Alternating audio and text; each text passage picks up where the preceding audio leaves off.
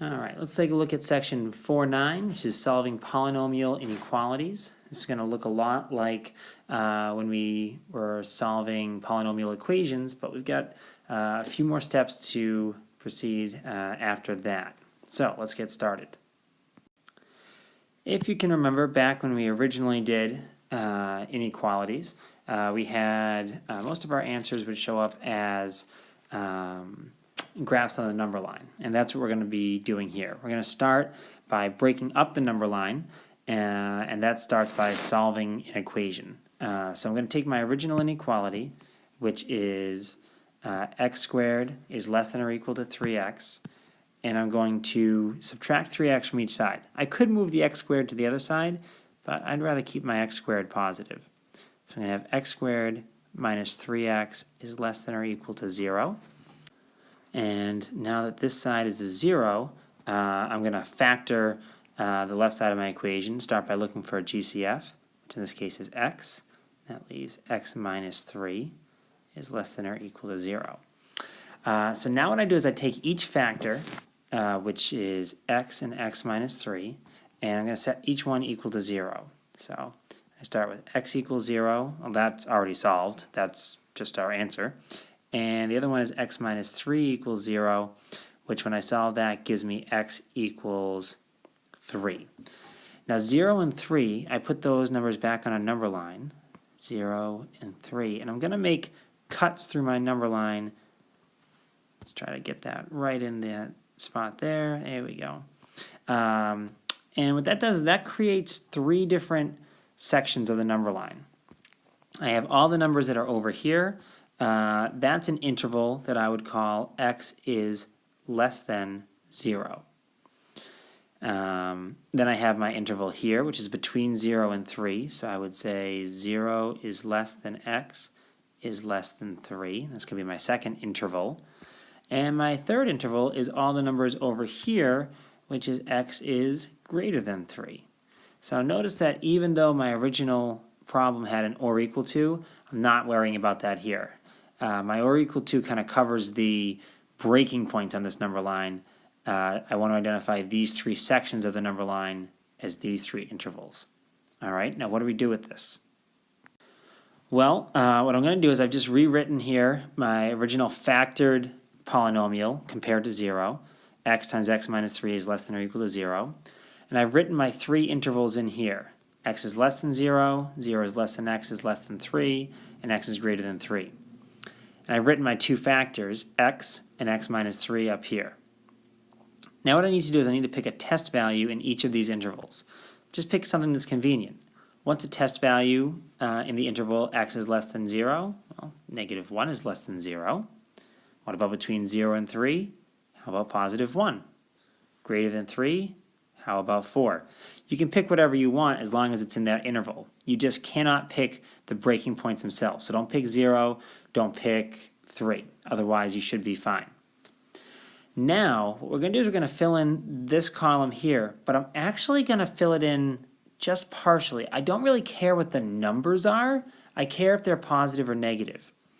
So if I put a test value of negative 1 in for x, x is obviously negative. I don't care what the number is. I just care that it's negative.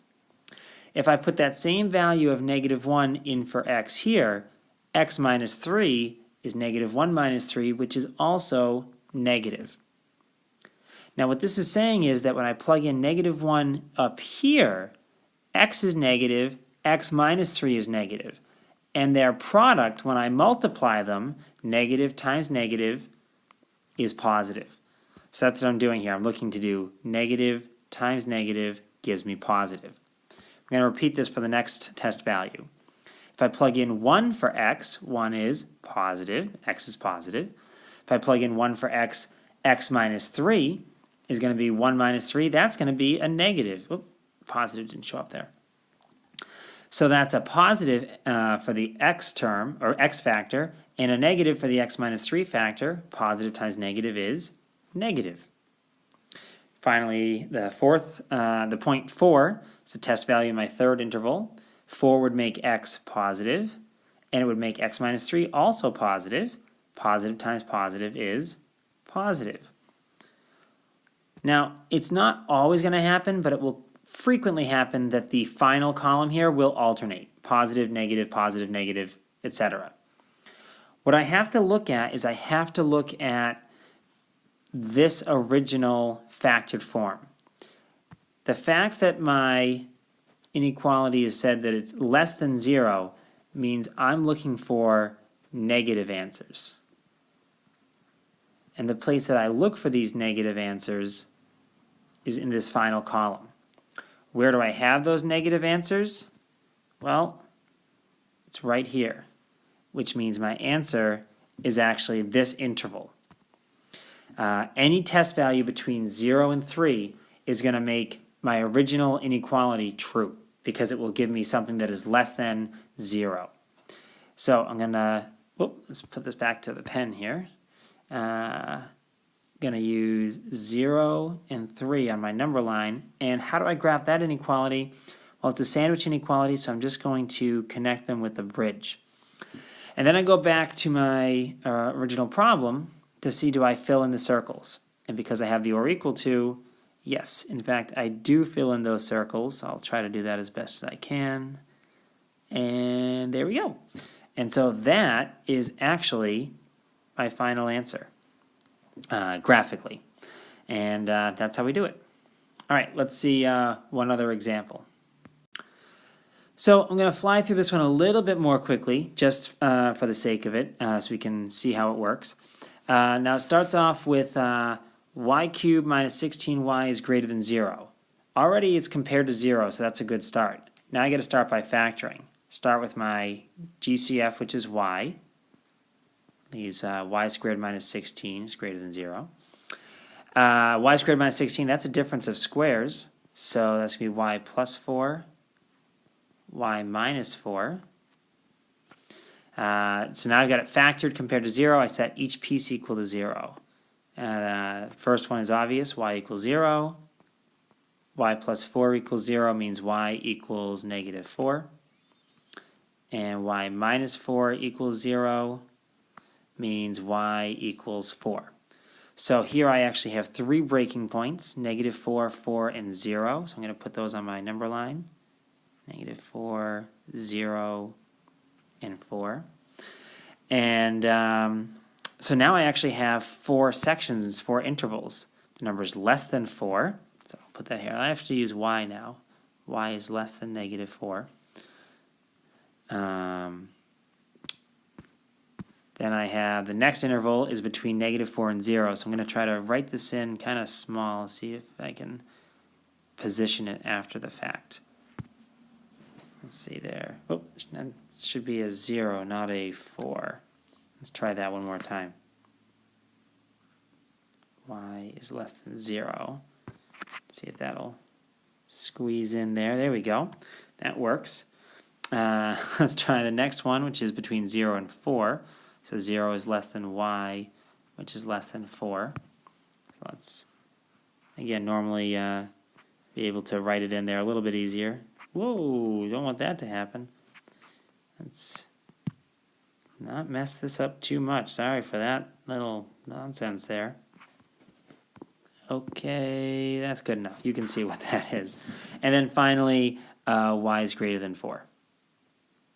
So now I'm going to write in the 3 factors up across the top. So in the factored form, I get these 3 right here. So I'm going to put the y plus 4, and y minus 4. And now I'm pretty much good to go. Take my test values. Something that's less than negative 4 would be negative 5. Something between negative 4 and 0, negative 1. Between 0 and 4, 1. Greater than 4, 5.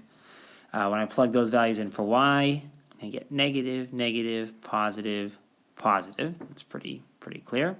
When I plug them in for y plus 4, negative 5 plus 4 is negative, but negative 1 plus 4 is positive, 1 plus 4 is positive, and 5 plus 4 is also positive. And negative 5 minus 4 is negative, negative 1 minus 4 is negative, 1 minus 4 is negative, and 5 minus 4 is positive.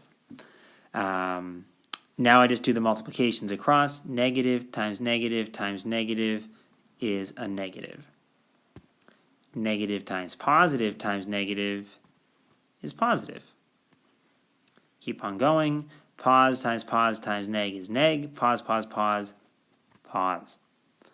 So I have to go back to where I factored it compared to 0, and I see that this side has to be greater than 0.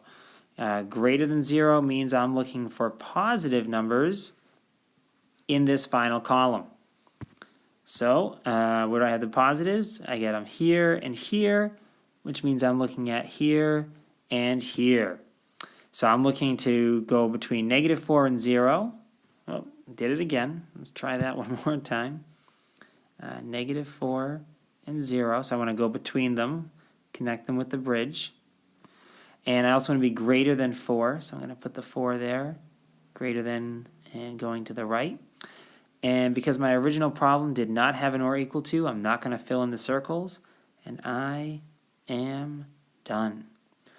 Whew, okay, there we go. So, hope that is just another way to help you out. And there you go. Hope you're in good shape.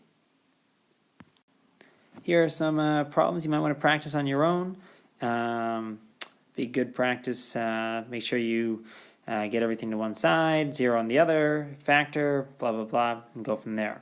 Now keep in mind that the chart that I used in this video is just one organizational tool. There are other ways to solve these problems. You got to find what works best for you. This, I think, is a great combination of efficiency and accuracy and simplicity. All right, there we go.